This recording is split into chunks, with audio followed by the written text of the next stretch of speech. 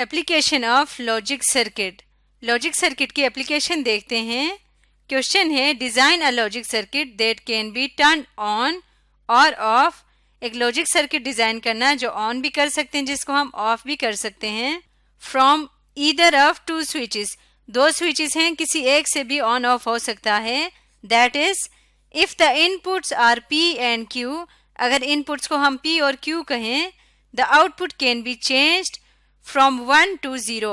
1 का मतलब है ऑन, 0 का मतलब है ऑफ, और from 0 to 1 by changing the level of either P और Q। तो वो ये कह रहे हैं कि अगर P और Q दोनों इनपुट्स हैं, आउटपुट चेंज करेंगे 1 से 0 पे या 0 से 1 पे। किस तरह से कि दोनों में से किसी एक का लेवल चेंज करें, बट नॉट बोथ, लेकिन दोनों का नहीं। ये कॉन्सेप्ट कब इस्तेमाल होता है? मिसाल के तौर पे इस तरह का एक बल्ब है जो दो स्विचेस से कनेक्ट होते हैं। फॉर एग्जाम्पल एक सीढ़ी है, तो सीढ़ी के स्टार्ट वाले स्टेप पे यानी बिल्कुल नीचे वहां पे एक स्विच लगा होगा और एक स्विच जो है वो ऊपर, जब आप सीढ़ियां चढ़ के ऊपर पहुंचे तब लगा हुआ होगा।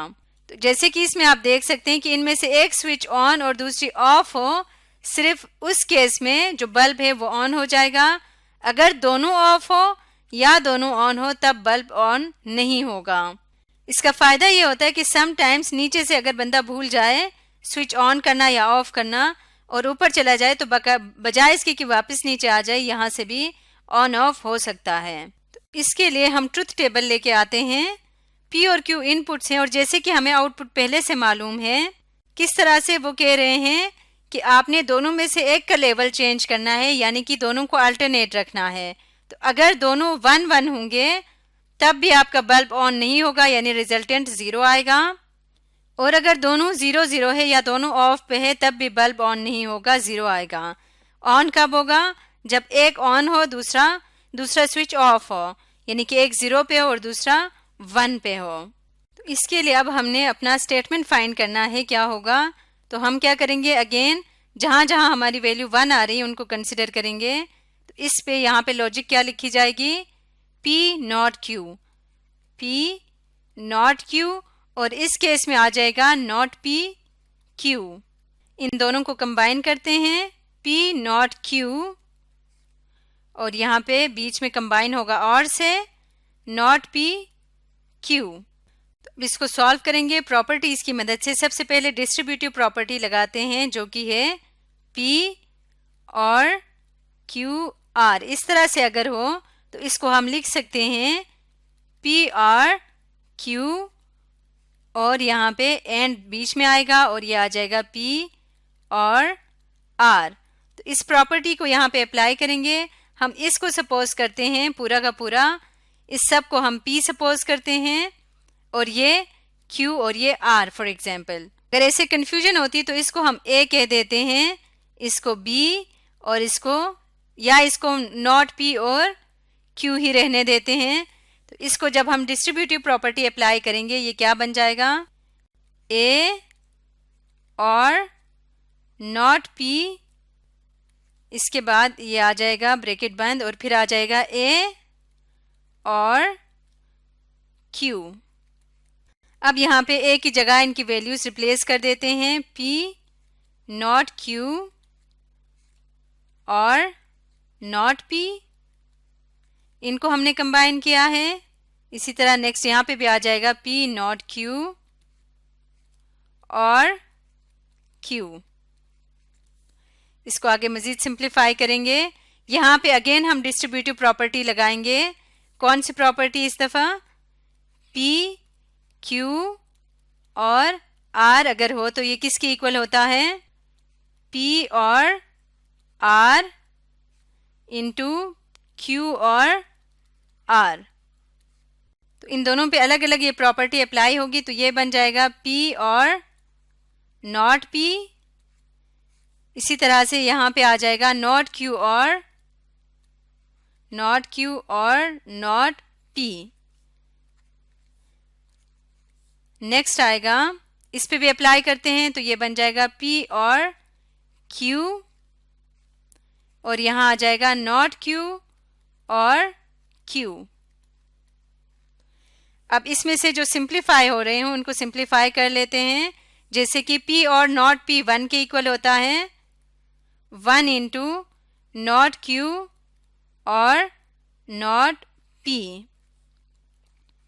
इसी तरह से यहाँ पे ये वाला पार्ट 1 बन जाएगा, तो ये आ जाएगा P और Q इंटू 1। इसको मज़ीद सिंप्लीफाई करके लिखें, ये आ जाएगा नॉट Q और नॉट P, और यहाँ पे आ जाएगा P और Q। इसको हम लिख सकते हैं नॉट P Q, किससे? डिमॉर्गन लॉ और कम्यूटेटिव लॉ अप्लाई करेंगे। और डिमॉर्गन लॉ क्या है? तो इस तरह से याद रखें, जैसे अगर होता A union B, A complement union B complement किसके इक्वल होता था? A intersection B whole complement के। तो यहाँ पे यूनियन का मतलब है और कॉम्प्लीमेंट का मतलब नॉट। नॉट P और not Q is equal to not P and Q। ये इस प्रॉपर्टी के मुताबिक हमने इसको कंबाइन किया। अब यहाँ पे हम एक और प्रॉपर्टी अप्लाई कर सकते हैं जो कहती है कि अगर हो P और Q एंड